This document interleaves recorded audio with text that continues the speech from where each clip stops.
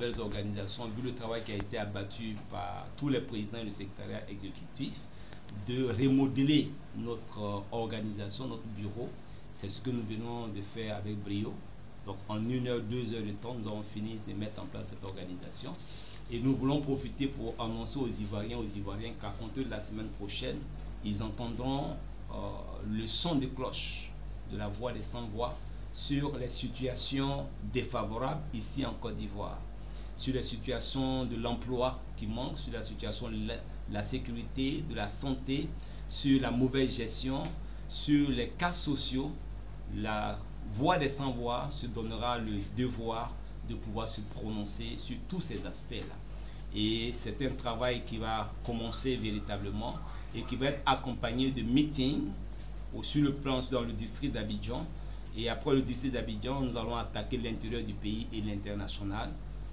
Donc voici un peu. Nous avons prévu également dans nos plans d'action rencontrer les chancelleries pour parler de la situation de la CEI en Côte d'Ivoire, la situation de nos parents paysans, la situation de la santé, parler également de l'islamisation de la Côte d'Ivoire, parler de toutes les situations défavorables que nous vivons ici en Côte d'Ivoire, interpeller les Ivoiriens pour qu'ensemble nous puissions nous préparer à un changement démocratique au niveau du pouvoir exécutif ici en Côte d'Ivoire.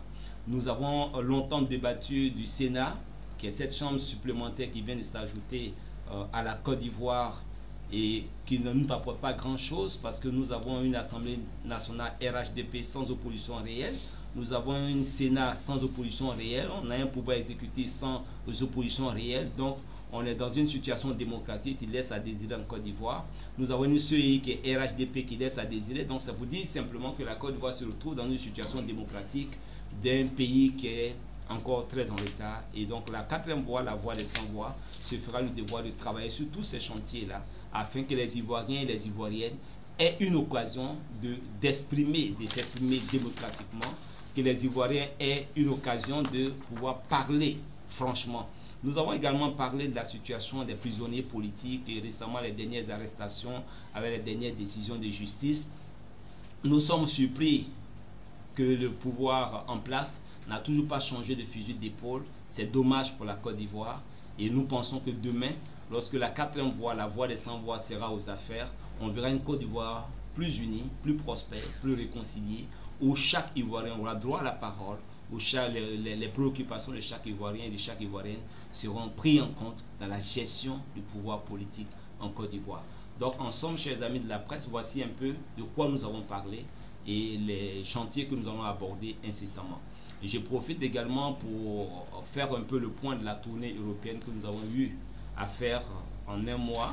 Une première fois, nous sommes répartis une deuxième fois pour 2 semaines et demie. Nous avons rencontré plusieurs leaders politiques européens. Nous avons rencontré des sénateurs. Nous avons exposé la situation du non-droit en Côte d'Ivoire. Nous avons exposé la situation du manque de démocratie en Côte d'Ivoire. Nous avons exposé la situation de l'organe qui dit le vote, qui dit les élections, qui est un organe qui n'inspire pas confiance. La preuve, depuis 2015, il n'y a jamais eu d'élection démocratique en Côte d'Ivoire. Nous avons eu des oreilles attentives au niveau des leaders politiques africains en Europe qu'au niveau des Occidentaux. Et nous croyons que dans les jours qui arrivent, nous allons lancer cette offensive diplomatique dans des pays anglophones pour que la voix des Ivoiriens et des Ivoiriennes soit également écoutée. Nous n'avons pas manqué de parler du président Laurent Gbagbo et du ministre Chablé Goudé qui demeurent toujours en prison et qui fait que cette réconciliation en Côte d'Ivoire n'a toujours été pas une réalité. Et nous déplorons ces situations-là. Et notre rôle, c'est d'éveiller les consciences, de réveiller les Ivoiriens pour que nous mettions tous en ordre de bataille pour qu'au soir des élections de 2020, que le changement démocratique puisse s'opérer et que cette dictature qui ne dit pas son nom puisse céder le pouvoir à une véritable démocratie. Donc, chers amis, voici en somme les points sur lesquels nous avons travaillé. Il y a beaucoup d'attention les déclarations du président de l'Assemblée nationale. Et nous ne sommes pas surpris de cette déclaration-là. Mais nous voulons demander simplement au président de l'Assemblée nationale d'être assez courageux. Lorsqu'on est un homme politique, il faut assumer, il faut être courageux. Lorsque vous ne nous entendez plus avec votre famille politique, vous démissionnez, vous mettez à l'écart pour mener le combat là où il faut le mener. Au jour d'aujourd'hui, nous appelons le président de l'Assemblée nationale à un courage politique, parce que je pense que le temps d'exprimer ce courage politique est arrivé. Nous avons lu un livre où il expliquait pourquoi il est devenu rebelle. Et nous avons lu avec beaucoup d'attention. Il exprimait que dans ce livre qu'une partie de la population était marginalisée, était abusée, mais au jour d'aujourd'hui, nous vivons exactement la même situation, où une catégorie de la population ivoirienne est fragilisée, une catégorie de la population ivoirienne est en prison et en exil, certains ont perdu leur travail, pour un oui ou pour un non, vous vous retrouvez derrière les barreaux, et je pense que cette injustice est encore plus criarde aujourd'hui. Donc il est important que le président de l'Assemblée nationale prenne ses responsabilités, qu'il soit plus courageux et qu'il affirme ce courage-là. Ce courage-là ne se limite pas dans les discours ou dans chercher à gagner l'électorat d'un groupe vers un autre, mais il faut assumer ce courage-là, comme certains ont eu à assumer le courage. J'appelle le courage politique, par exemple, l'exemple du président Donald Trump, qui a pris la résolution, le décret qui avait été validé par le Sénat américain de reconnaître Jérusalem comme capitale unique d'Israël. Ça, c'est un courage politique. Et j'appelle le président de l'Assemblée nationale à manifester plus de courage politique. Merci beaucoup, chers camarades. Tout à l'heure, vous avez dit que je n'allais pas vous répondre, mais je vais vous répondre franchement. Alors, sachez que les politiques français, quel que soit leur bord, ont toujours la même attitude vis-à-vis de la politique étrangère. Que ce soit la gauche au pouvoir, que ce soit la droite au pouvoir, c'est blanc, bonnet, bonnet, blanc. Vous n'êtes pas sans ignorer que les pays du Sud servent de source d'approvisionnement aux pays du Nord. La France a bâti sa richesse et son économie dans l'exploitation des pays du Sud. Donc à partir de ce moment, tout dirigeant du Sud qui n'est pas en harmonie avec la politique d'exploitation de la France se verra toujours derrière les barreaux. Donc au jour d'aujourd'hui, ça ne fait ni chaud ni froid à des politiques français que Laurent Gbagbo et Blé Goudé soient derrière les barreaux. Ça ne leur fait ni chaud ni froid. Cela ne passe même pas dans leur sujet de conversation. En d'autres termes, on peut penser même que Laurent Gbagbo et Blé Goudé sont des instruments de pression sur le pouvoir Ouattara. Au cas où le président Ouattara ne serait pas en train de marcher dans le sens qu'il souhaiterait, la pression qu'ils lui feront, c'est que nous allons libérer tout de suite le président Laurent Gbagbo. Donc Laurent Gbagbo, en fait, est un prisonnier de pression politique, de pression économique sur le pouvoir Alassane Ouattara. C'est pour cela qu'ils se sont précipités de l'envoyer rapidement à la haie pour qu'il puisse avoir plus de pression sur lui. Parce que Laurent Gbagbo en Côte d'Ivoire, il n'avait aucune pression sur le président Alassane Ouattara. Mais Laurent Gbagbo à la haie, entre leurs mains, ils ont plus de pression sur le pouvoir Alassane Ouattara. Donc voici franchement ce que je peux... Nos problèmes ici en Afrique ne sont pas leurs problèmes. Et donc il ne faudrait pas que les Ivoiriens et les Ivoiriennes comptent sur les Français ou sur les Occidentaux pour venir les aider à résoudre leurs problèmes. Il faut que les peuples, le peuple ivoirien, les Ivoiriens et les Ivoiriennes, les politiques ivoiriens eux-mêmes prennent leurs responsabilités pour le destin de leur nation, pour le destin de notre pays. C'est nous qui devons prendre notre responsabilité.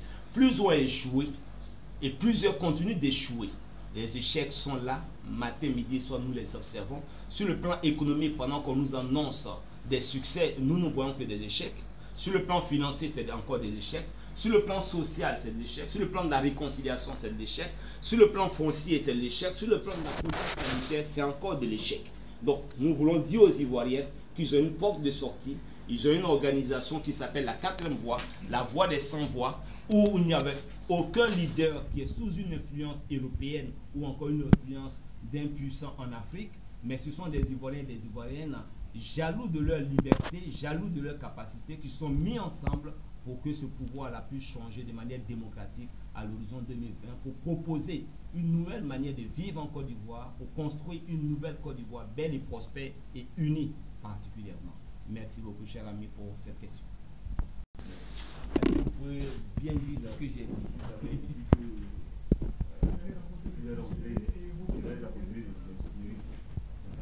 Vous avez parlé de la CI, de l'islamisation en Côte d'Ivoire. L'islamisation de la Côte d'Ivoire.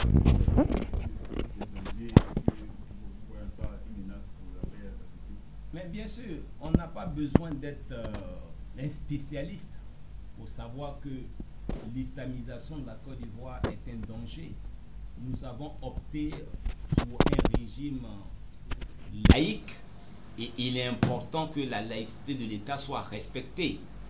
Vous êtes en Côte d'Ivoire ici avec moi, vous essayez de prendre les résultats aux différents concours et examens, vous remarquez que ceux à 90% qui sont admis sont islamistes. On n'a pas besoin d'être prophète pour le dire. Il suffit de prendre les grandes institutions de la République, les postes importants de l'État de Côte d'Ivoire qui sont tenus par des islamistes. C'est la première fois que nous voyons cela en Côte d'Ivoire. Sous le président Houphouët-Boigny, nous ne l'avons pas vu. Sous le président Bédié, nous ne l'avons pas vu. Sous le président Laurent Gbagbo, encore moins. Mais au jour d'aujourd'hui, c'est ce que nous constatons. Et c'est dommage pour la cohésion sociale. C'est dommage pour l'unité nationale. Et c'est dommage pour le vœu de construire une nation prospère et équilibrée. C'est vraiment dommage. Donc nous disons aux Ivoiriens que nous n'avons que pour seule arme les élections. Il faut que nous nous battions ensemble pour avoir un instrument qui dit le vote qui est équitable, notamment cette CEI qui a été désapprouvée par toute l'opposition ivoirienne, désapprouvée par la Cour de justice des droits de l'homme de l'Union africaine, avec un ultimatum qui a été donné à l'État de Côte d'Ivoire de réformer cette CEI, mais malheureusement personne ne veut le faire. Il y a même l'ONU qui n'est pas d'accord avec. Et bon, on n'a pas besoin de chercher midi à 14 h quand on sait que cette CEI et ce président de la CEI a été à la source de cette guerre en Côte d'Ivoire en 2010. Et donc, toutes les élections qu'il organise sont des élections toujours sujettes à palabre. Donc, il faut qu'on revoie toutes ces choses-là pour que la Côte d'Ivoire sorte de cette situation de turbulence, définitivement. Il a dit que ce soir sont courageux. Quel acte fort vous posez déjà avec une changer les choses? Alors, comme vous le savez, nous sommes, quoi qu'on dise, dans une république et l'opposition est obligée de se donner les moyens en fonction du pouvoir qui est en place. Aujourd'hui, nous assistons à un pouvoir en Côte d'Ivoire qui ne donne pas à l'opposition d'autres moyens d'expression démocratique. Et nous avons peur de cette situation-là. Nous avons peur parce que le pouvoir ne donne à l'opposition aucun autre moyen. Et j'ai peur qu'un soldat puisse se lever un matin pour faire quelque chose qu'on ne souhaiterait pas. Et ça nous amène à être sur... C'est comme si la Côte d'Ivoire est sur un volcan dormant. C'est la même situation dans laquelle le président Bédié nous avait déposé quand il était au pouvoir. Et un matin, on s'est réveillé avec le général Gueye-Robert. Et j'ai peur qu'un matin, un jeune soldat, un sergent se réveille et qu'on se retrouve dans une autre situation. Voici de quoi j'ai peur.